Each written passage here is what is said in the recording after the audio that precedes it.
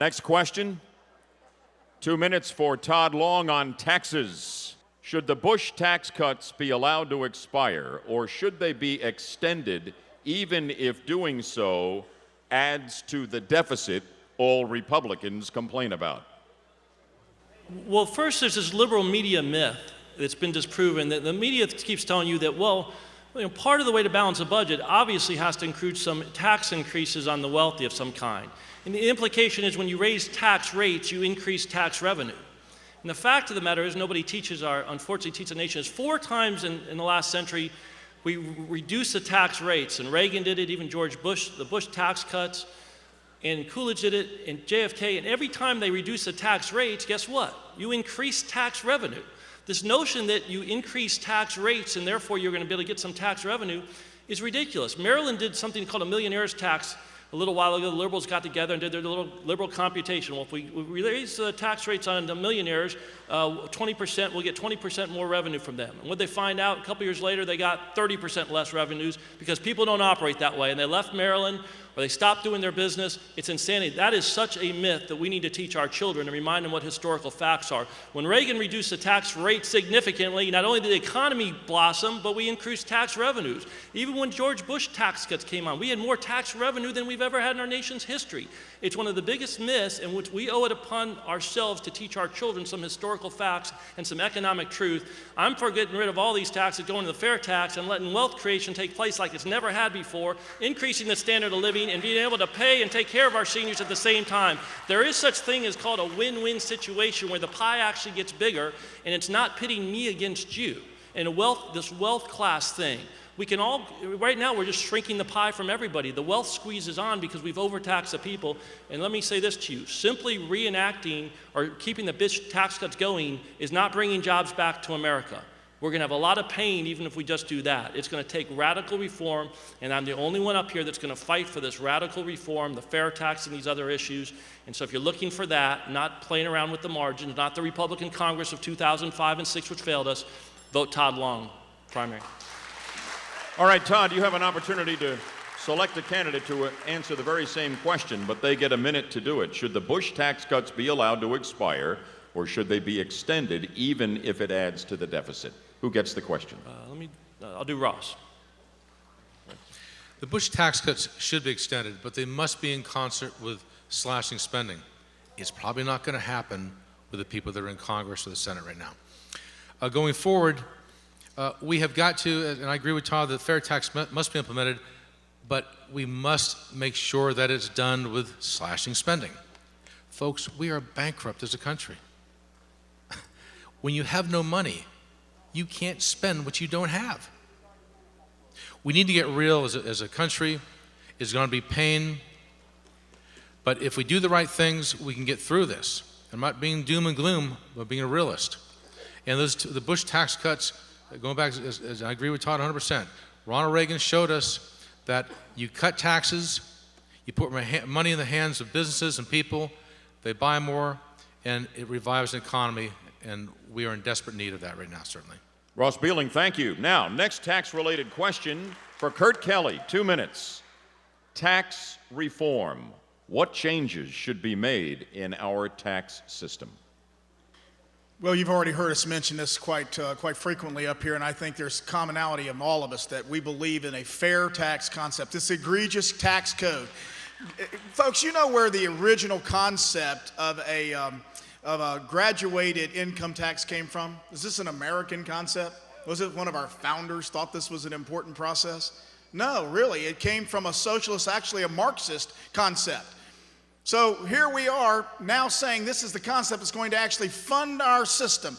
And then we get these 6,000 pages or 60,000 pages of code and no one can understand it. We must have a fair concept. We must have a fair tax or a concept that's very much like that fair tax. There may be some nuances on our difference in what we expect in the fair tax, but that, you want to, I can't possibly be fit, 2 minutes.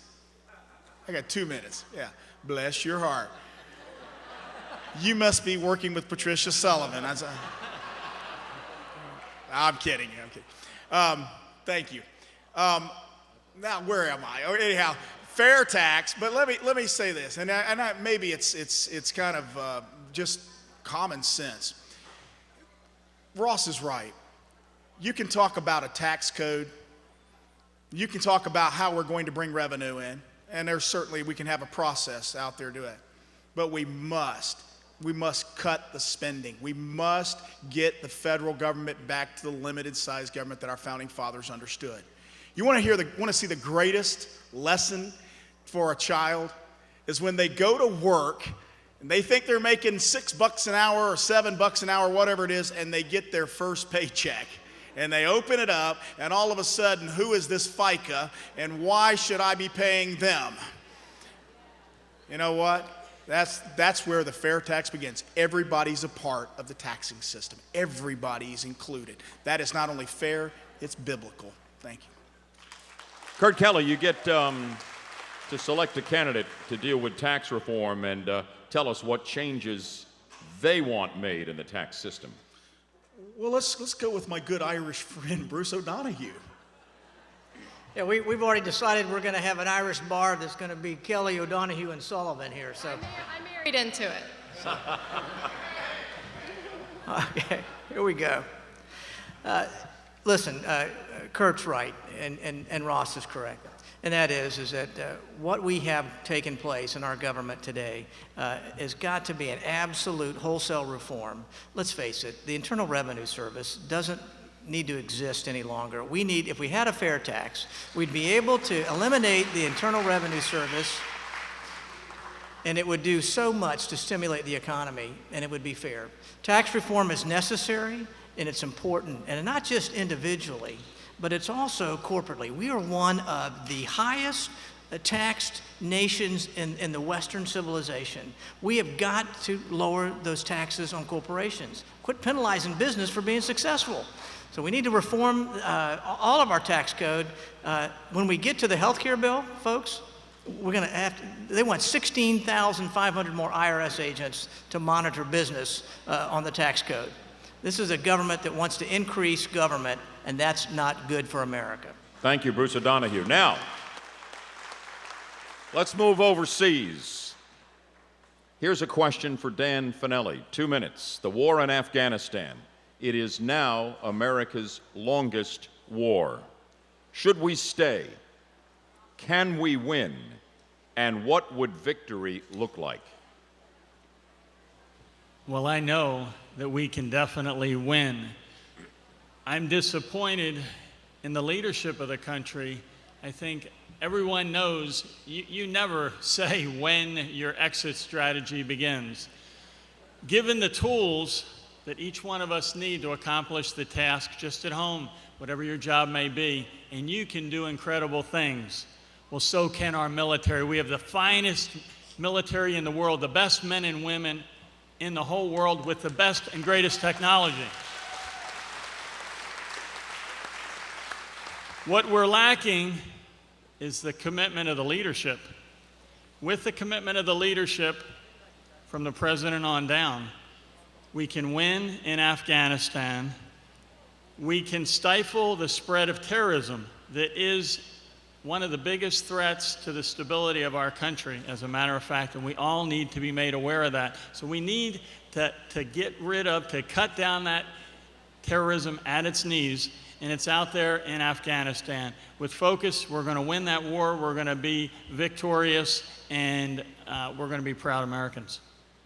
I can tell you from input we get from listeners on our show that an awful lot of conservatives who normally back what our country does militarily are wondering whether there is an end game in Afghanistan and beginning to wonder whether or not we should stay and whether we can win.